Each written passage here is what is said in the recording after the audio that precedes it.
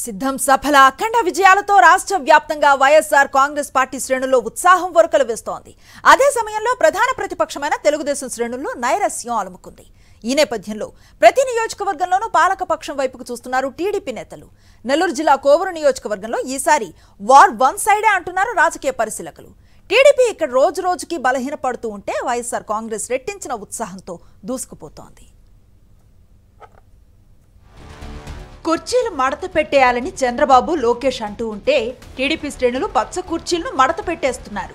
రానున్న ఎన్నికల్లో టీడీపీ ఖచ్చితంగా గెలుస్తుందని చెప్పటానికి ఒక్క నియోజకవర్గం కూడా కనపడటం లేదంటున్నారు రాజకీయ పండితులు.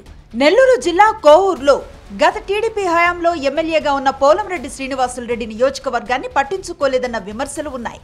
దానికి భిన్నంగా గత ఎన్నికల్లో కోవూరు నుంచి గెలిచిన నల్లపురెడ్డి ప్రసన్న కుమార్ రెడ్డి అభివృద్ధిపై ప్రత్యేక దృష్టి సారించారు.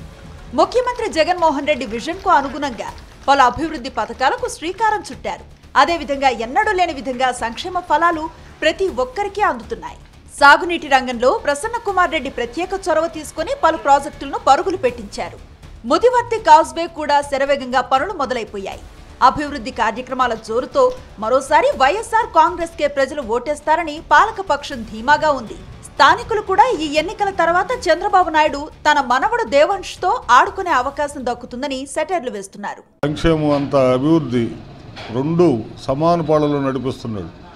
ఈ దెబ్బతోటో తెలుగుదేశానికి కార్యకర్తలే లేకుండా పోయే పరిస్థితి వచ్చింది.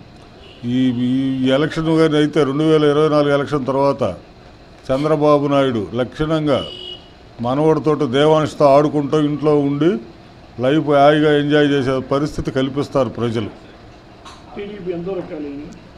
టీడీపీ 90% ఖాళీ అయిపోయింది. కాకపోతే వాళ్ళు ఊరికే వాళ్ళు వచ్చేస్తున్నారు. పవన్ కళ్యాణ్ వస్తున్నాడు, బీజేపీ వస్తున్నాడు.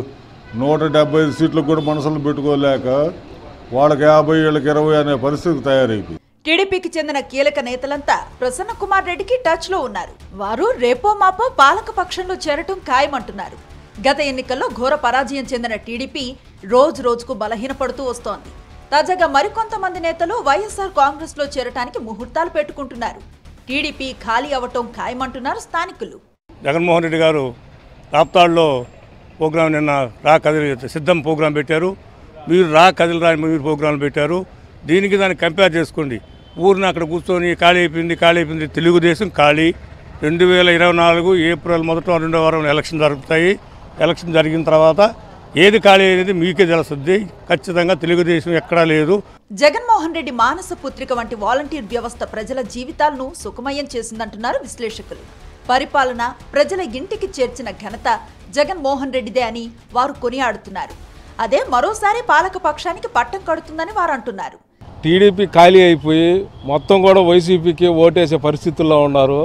ఈరోజు సచివాలయ వ్యవస్థ అయితేమి, వాలంటరీ వ్యవస్థ అయితేమి, వాలంటీర్లు అయితే 4 గంటలకే పెన్షన్లు ఇస్తున్నారు.